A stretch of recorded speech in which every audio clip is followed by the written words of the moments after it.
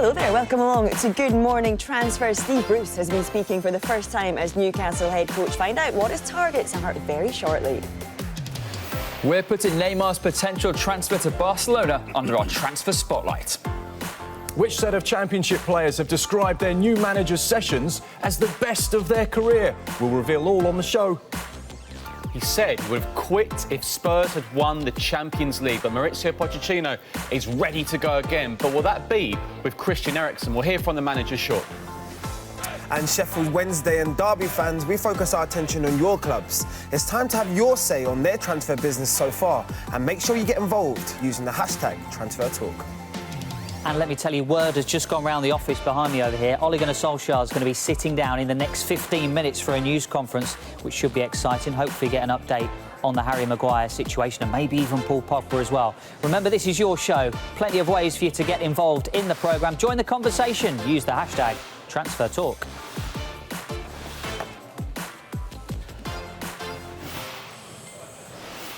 And don't forget, coverage of the Open is live right now over on Sky Sports The Open. You can also follow the live scores over on our website at skysports.com. But loads to get through this morning. Let's get straight on to Newcastle and their new head coach. Steve Bruce has told us the club are working hard to bring in new players to strengthen the squad and that they are after a striker. Well, one of the names heavily linked with a move to the club is striker Joelinton from Hoffenheim. And this is what Bruce has had to say to us.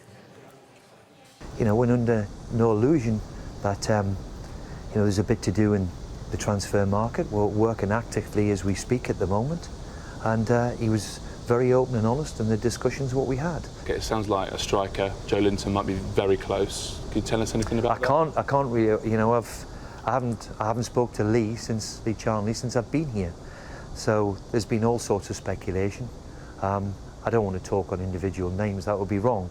But it's fair to say, look, we've lost Rondon and we've lost Jose Perez, so in that area, we're looking to try and be active. Yeah, so Bruce not specifically talking about Joelinton. What do we know about that potential move? Well, it's actually the Hoffenheim manager that has confirmed that Joelinton will be leaving the club. He was left out of their squad for a pre-season game on Wednesday, and we understand that if this one does go through, it would be a club record transfer fee for Newcastle, around £36 million. Remember, that previous record was the 21 million that they paid for Miguel Almiron in the January window. And I think it's fair to say what a difference a week makes for Newcastle. It was a very different story a week ago. They've now got the new head coach in place. Looks like they're targeting this record-breaking move. Things looking a little bit more optimistic at the club, Anton. Yeah, I mean, they definitely need a striker. I think it's interesting to hear Steve Bruce's comments. He's talking in plurals as well, isn't he? He's talking about players. We need options. He's talking about this isn't going to be the only player they bring in by the look of it, over the next 3 weeks. So clearly, Joelinton is their top target. That's the player that the club wants to bring in. I think it's important to say that as well, because it's clearly a player that the scouting team and the recruitment team at Newcastle's decided that's the guy we want to lead our front line. And then they'll sit down and speak with Steve Bruce and then try to assess their other targets. But clearly they know work needs to be done on the squad. I don't think it takes an expert to say that work needs to be done on the squad. There are huge holes in that team, and the attacking options are probably the most obvious need. I think what's the most important thing and prominent thing that he said there was, as you said, players. And I like the fact that he identified the gaps in especially the front line. And he's not scared to turn around and say that we're after and we're identifying, trying to replace those Jose Perez, who obviously was their top goal scorer over the last 2 seasons. Solomon Rondon, everyone's seen the influence that he's had, especially being the solo striker up there. So it's good that he's identifying the areas and speaking directly to the fans. I mean, we know that this is his dream job. So he is one of them. So he will know exactly what Newcastle fans will want to hear and want to see. Yeah, and I mean, he spoke about it being a challenge and a challenge that he seems really up for it. Do you think breaking this transfer record fee, if this move for Joelinton goes through, is that a real kind of statement of intent from Newcastle, or is it maybe just a reflection of the current climate and the current transfer market that you're just having to pay these kinds of fees? Bit of both. I mean, there are some clubs who are still yet to do too much business, but I mean, Tottenham have broke their record. A few other clubs have broken their record. I think, Newcastle will expect that now. But you look at Newcastle's squad and they will hope if one comes in, another comes in, another comes in, another comes in, keep Longstaff as well. Keeping players. Need to get on this now. It's not that long to go, is there, really? Yeah. Well, let us know what you think. Use that hashtag TransferTalk. Let's check in with Dave in the state of play. Morning, the latest from Manchester City and Tottenham being discussed in the next 10 minutes or so. But this is the state of play elsewhere this morning. We understand Barcelona have made a £90 million offer plus 2 players to Paris Saint-Germain for Neymar. Barcelona have given the French champions a list of 6 players that could be included in the deal, including Philippe Coutinho. Wilfried Zaha has told Crystal Palace he wants to leave. The forward is wanted by Arsenal, who had a £40 million bid rejected earlier this summer. Arsenal are expected to come back in for Zaha in the next few days. Michel Surrey has left Fulham to join Galatasaray on a season-long loan. The Turkish side are paying a £1.3 million loan fee with an option to buy for £15.2 million next summer. West Bromwich Albion are expected to confirm the £8 million signing of striker Kenneth Zohore from Cardiff later today. Now, he passed his medical at the Hawthorns and has agreed personal terms. Slaven Bilic sees Zohore as a direct replacement for Salomon Rondon, who has this morning joined the Chinese side Dalian Yifang for an undisclosed fee. And Bristol City and Queen's Park Rangers are among several clubs interested in signing the West Ham striker Jordan Hugill. Sky Sports News understands Wigan's bid to sign the forward has fallen through. Right, Manchester City currently taking part in the Premier League Asia Trophy. They've got that game against Wolves tomorrow. And Pep Guardiola has been speaking in his news conference this morning. And he's dismissed those links with Leroy Sani to Bayern Munich. Let's hear from him. But for a long time, they are talking about their interest in Leroy. But Leroy is our player, and hopefully he can stay here. And next season, stay with us. Have you spoken to anyone at Bayern, or have they contacted you? You have a lot of old friends there. No. We are so happy in the squad that we have.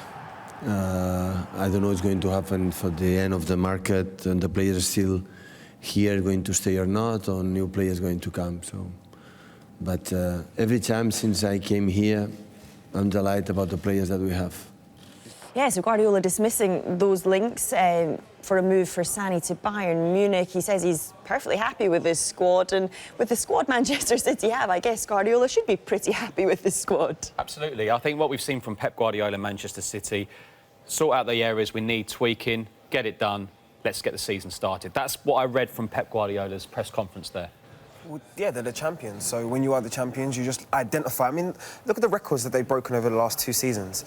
I mean, Guardiola's not going to come in and make huge amount of changes to his squad. His squad is one of the most prominent teams across the whole of Europe. So all he needs to do, as you say, is top up in the areas. And I think they identified that. The full-backs, you've seen Angelino come back in, and Zinchenko get a new long-term deal. What does that say about Mendy's future? I mean, we know that he's had his injury problems, but at the same time, his quality has spoken for himself. I mean, he's won 6 trophies in 12 months.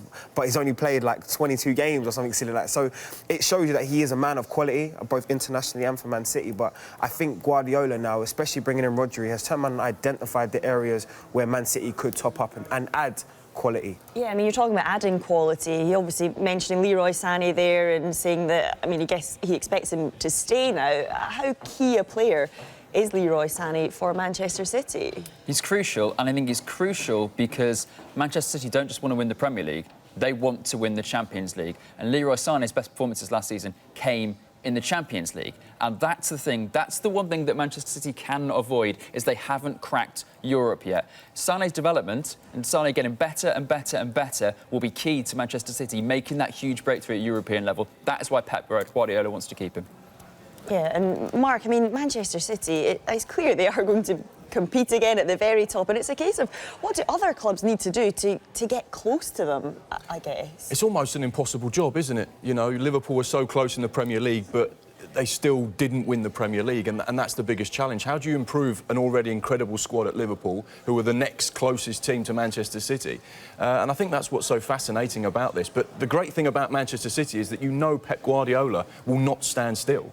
Because of the way he is as a coach. You see him on the training pitch. You saw him after the Cup final at Wembley. He was still talking to his players tactically. And I think that gives you an indication as to the standard he has. It's like 101%. It's almost an impossible standard. You know when they say managers are building projects and they look long-term? Because managers can just sign players in their prime and just say, you know, we're just working on right now. But just an encouraging sign, Foden, Sane, Sterling, Gabriel Jesus, all young, all grown up together, all learning from Aguero, Silva, those players that's been there and done it before. Like, literally, the continual cycle that Manchester City is on right now in terms of championships, having one of the best coaches in the world, they're going to be a prominent team for the next 10 years. Yeah, and JD, you mentioned before Rodri there. We know he is one of their new signings in from Atletico Madrid, and he's been speaking. This is what he's had to say about his move to the club. Well, for me, you know, it's a dream coming here. I started like 1 week ago, and yeah, of course, football doesn't stop. You keep working, and yeah, I'm excited to start yesterday. We win 4-1. For me, it's important to get the rhythm. You know, new concepts, new team, to have my adaptation here. So I'm really happy and excited to start playing for Manchester City. Yeah, of course, I hope we have the same or more success than those years. Yeah, really happy to be here. Happy to be here and excited. That's what we like to hear. Right, let's move on to Tottenham now. We told you yesterday that PSG are leading the way in trying to sign defender Danny Rose. We understand Spurs want £20 million for the left-back they bought from Leeds for £1 million back in 2007. Schalke also understood to be keen on signing the England international. We understand that Rose wants to fight for his place next season at the club, though. Well, I think Danny is still is our player. And of course, for different reasons, like Shike Nkudu and Vincent Janssen, they deal with the club, of course, with Daniel and the agents to take a little bit more time there to fix different problems, but that personal problem that they need to sort it. It's about expectation, challenge. It's about player, club decision. You know, of course, it's difficult for me, like in the past, in the last 5 years, to be involved in this type of decision. That is more club decision. So bring us up to speed with this one, Michael. What is the latest?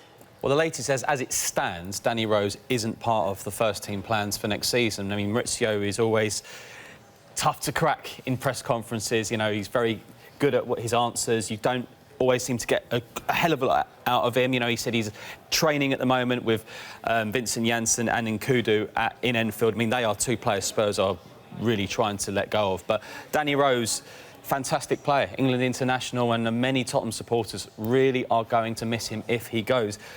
PSG are leading the list of clubs who would be keen to sign him for around £20 million. Good value. Yeah. Good value. And Schalke were looking at him last season. They've held that interest for quite a while. This will be interesting. The Kieran Trippier situation, Maurizio also said in that press conference that Kieran Trippier wanted to explore a new challenge and Tottenham were open to offers for Kieran Trippier.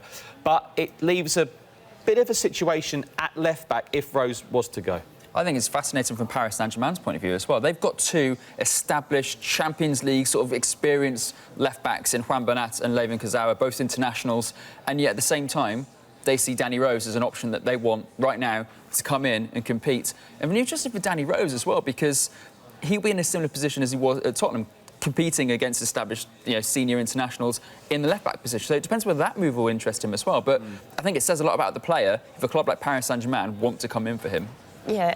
I also think it's just... I actually disagree with you a bit in what you're saying. I know Pochettino historically has been quite difficult in press conferences to understand, but I think he was actually quite open there. And he actually didn't speak about Danny Rose and there being a personal issue between him and Danny Rose. He's more talking about it being maybe as we've spoken about, a structural issue within the club and a historical issue in terms of them maybe looking at his age and looking at a value for him and thinking, look, can we get our best price for someone that we paid £1 million for in this window? And because I said to you earlier in the window, I've spoken to people that's close to Danny Rose, and they, as recently as the Champions League final, have said that Pochettino's influence on his personal career and him personally has been second to none. So I don't think it's a breakdown between the manager and the player. I think it's more, as you said, they maybe identifying younger targets. Yeah. And then Ben Davies signing that new long-term deal has probably signified his exit. I don't think Danny Rose actually particularly wants to leave. I think he's got a great relationship with Pochettino, and he's actually attributes Pochettino for his development, his rise. And, Danny is a very, like we said on this show, he's a very honest guy.